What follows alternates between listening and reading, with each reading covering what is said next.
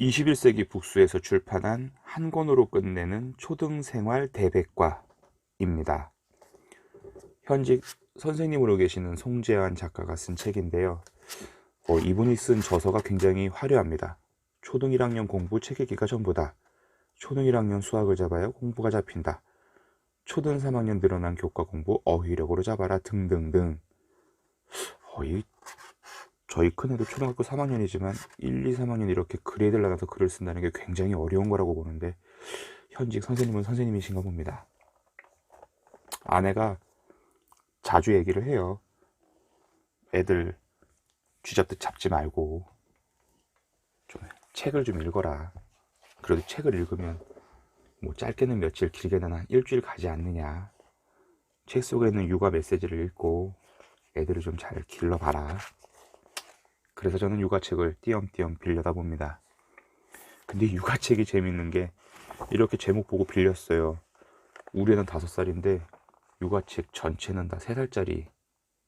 우리 애는 초딩인데 육아책을 빌렸더니만 중학생 얘기 있고 막 그래요. 그래서 요새는 육아책을 도서관에서 고를 때는 반드시 목차도 보고 글쓴이가 누군지도 보고 책도 중간중간 봅니다.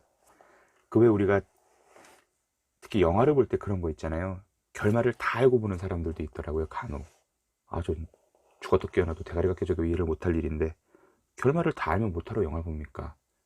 그냥 저 유튜브나 이런 데서 그냥 편집된 영상을 보거나 남들이 쓴 스포일러 보고 말죠.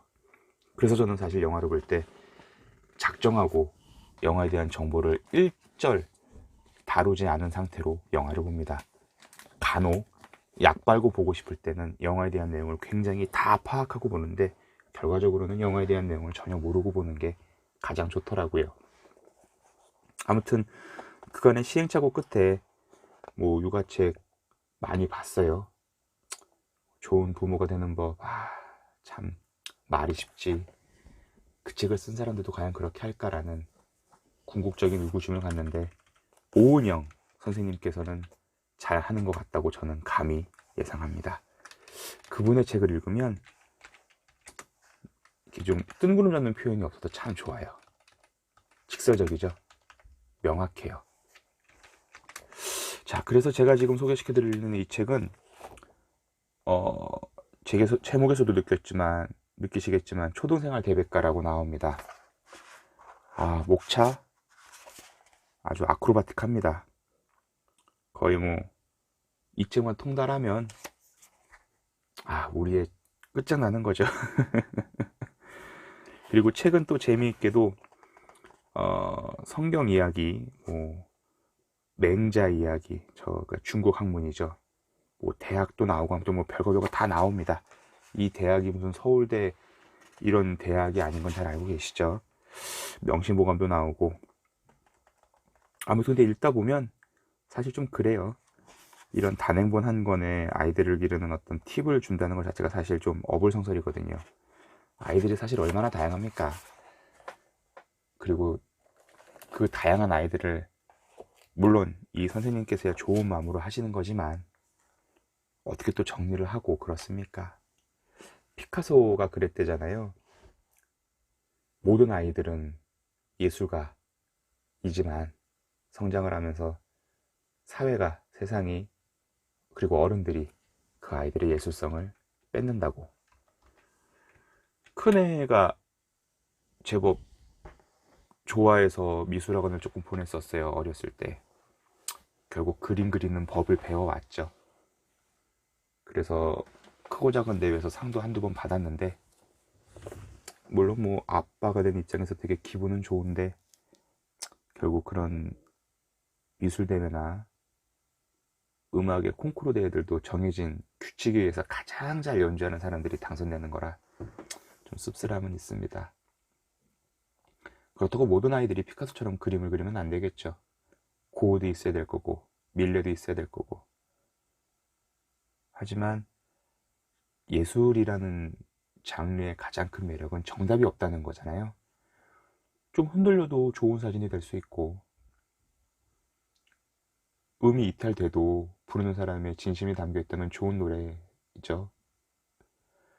하늘을 까맣게 그렸다면 분명히 이유가 있을 것이고, 아, 제가 정말로 싫어하는 것 중에 하나가 애새끼들 그림 그리게 해놓고선 그 그림 갖고 심리평가하는 거예요. 아빠 코가 아이를 향하지 않는다고 해서 아빠와 아이가 대면대면한 관계라고 평가하고, 아빠는 덩치가 커서 호수 옆에 있고 아이랑 엄마는 덩치가 작아서 호수 반대편에 있는데 아빠는 자주 평소에 못 본다고 멀리 떨어져 있는 거라고 생각하고, 물론 뭐 법의학적으로도 그런 그림들이 아이들의 성격이나 정신 분석하는 데 도움이 되거나 근간이 된다고는 알고 있지만, 그렇다고 그림 한 장 갖고 아이의 성격이나 그런 것들을 파악한다, 굉장히 경솔하고 섣부른 행위라고 저는 봐요.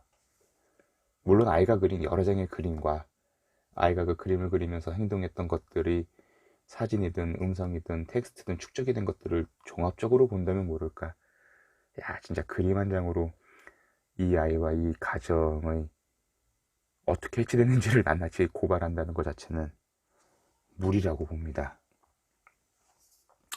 그래야 이 책에는 좋은 글씨를 쓰는 방법에 대한 이야기가 있는 게 아니라 아이의 글을 보면 그 아이의 어떤 면들이 보인다고 정말 선생님들만 알 수 있는 팁들을 줘요.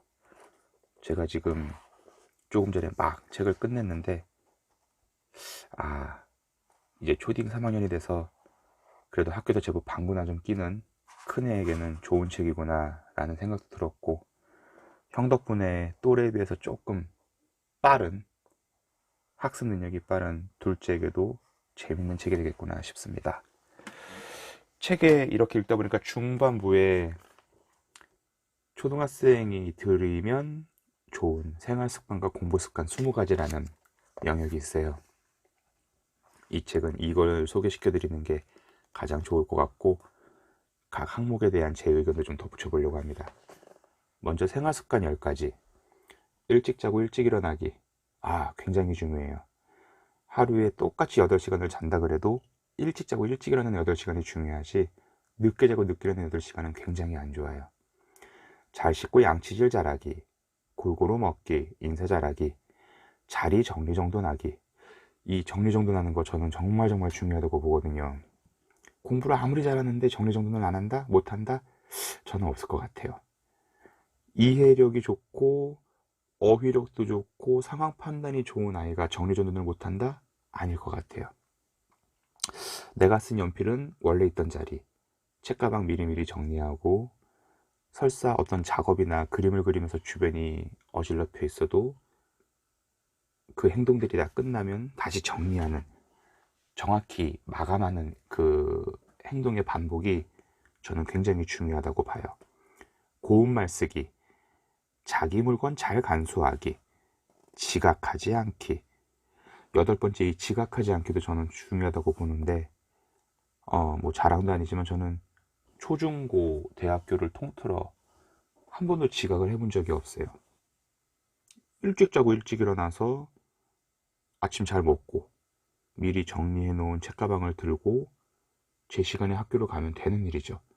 물론 뭐 초중고는 집에서 걸어서 다니는 거리 학교가 있었으니까 교통사고가 난 적도 없고 난리도 없고, 뭐 제 등교 시간을 연장시킬 만한 특별한 이슈는 전혀 없었어요. 그리고 대학교도 버스를 타고 등하교를 했지만 뭐 차가 막혀도 지각할 수 있는 각박한 시간대로 움직이지 않았으니까 그랬던 것 같네요. 9번째, 실내에서 뛰지 않기. 10번째, 친구들과 사이좋게 지내기. 뭐 성경이죠. 너무 좋은 말들만 썼어요. 공부 습관 10가지. 수업 시간에 잡담하지 않기, 숙제 잘해오기, 예습 복습 잘하기, 발표에 적극적으로 참여하기, 매일 책 읽기. 힘들죠? 6, 7, 8, 9번은 다 넘기겠어요. 이거 뭐 그렇죠.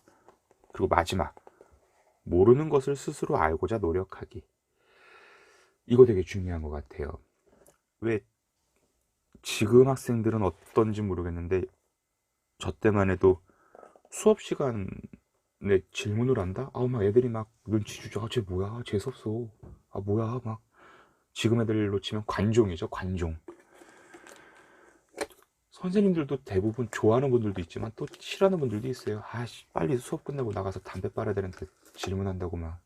아무튼 근데 지금 이걸 보면 모르는 것을 물어보기가 아니에요. 물론 6번에 궁금한 것이 있으면 꼭 질문하기가 있는데 그거랑은 좀 다른 영역의 느낌이죠. 스스로 알고자 노력하기. 지금은 정말 연두색 포털이나 형형색색 포털이나 검색하면 다 나와요. 뭐 지식 검색. 정말 개인적으로 굉장히 싫어하는 건데, 물론 요새 뭐 의사들도 거기다가 뭐 내땡땡 지식인 해가지고 병원에다 편말도 달고 답글도 다는데, 그래서 애새끼 아프면 병원 안 가고 물어보잖아요. 우리 어떻게 하는데. 그럼 그 중에 조금 깨어있는 네티즌들은 이렇게 답변 쓰더라고요. 이거 적을 시간에 빨리 병원 가라고. 애가 고열로 지금 끙끙 앓는데 무슨 지식 거기다 질문을 달고 그럽니까? 애가 아픈데 병원 가야지. 설사 거기다 누가 열나는 거 괜찮아요, 곧 떨어지라고 답변 쓰면 그거 듣고 가만히 있을 것도 아니잖아요, 그죠? 온라인상에 있는 데이터나 이 지식들이, 정보들이 정확한 건 아니에요, 다. 물론 정확한 것도 있어요. 대다수는 정확합니다. 하지만 이걸 맹목적으로 우리가 맹신하는 거는 되게 위험한 거라고 저는 봐요. 그러다 보니까 뭐 브리테니커 백과사전이나 국어사전, 옥편 등의 사전에 등재되어 있는 정보들을 가장 기초화할 필요가 있고요. 아니면 뭐 기레기들이 있는 언론사나, 그러니까 그 언론사의 기사를 보란 소리가 아니라 축적된 데이터들이 있죠. 통계도 있을 수 있고 또 각 지자체나 관계부처에서 발표한 자료들이 있어요.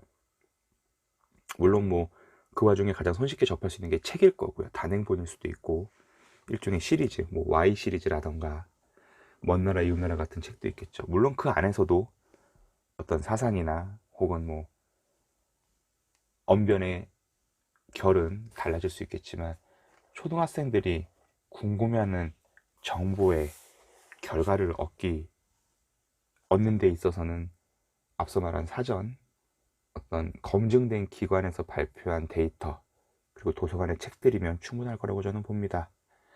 그런데 문제는 애들이 사전을 활용하는 법도 잘 모르고, 특히 옥편이 뭔지 지금 진짜 모를 거예요. 저희 이모 애들이 초딩이었을 때 한창 한자 검정 능력 시험인가 유행했던 것 같은데 지금은 또 어떤지 모르겠어요. 큰애가 3학년인데 학교에서 그렇게 이슈화되지 않은 것 같고, 그래서 결국 제가 지금 이 모르는 것을 스스로 알고자 노력하기를 왜 계속 부각시키려냐면, 모르는 것을 스스로 알고자 하는 의지와 모르는 것에 대한 정확한 답변을 찾는 능력, 기술, 그 방법에 대한 것을 습관으로 기른다면 이 아이는 언제 어디서든 충분히 원하는 것들을 얻고 누리고 또 꿈꾸는 것들을 실현시키지 않을까라는 기대를 해봅니다.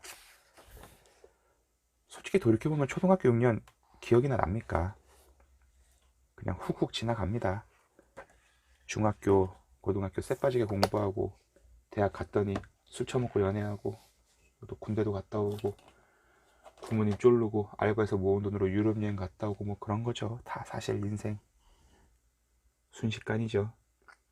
하지만 그럼에도 불구하고 저는 한 부모의 입장으로서 이 책을 고르기도 했고, 또 굳이 초등학생 자녀를 두지 않더라도 지금의 어린이들, 우리가 미래를 선물해 줘야 되는, 그리고 우리가 잠시 그들로 하여금 빌려온 거죠, 현실을.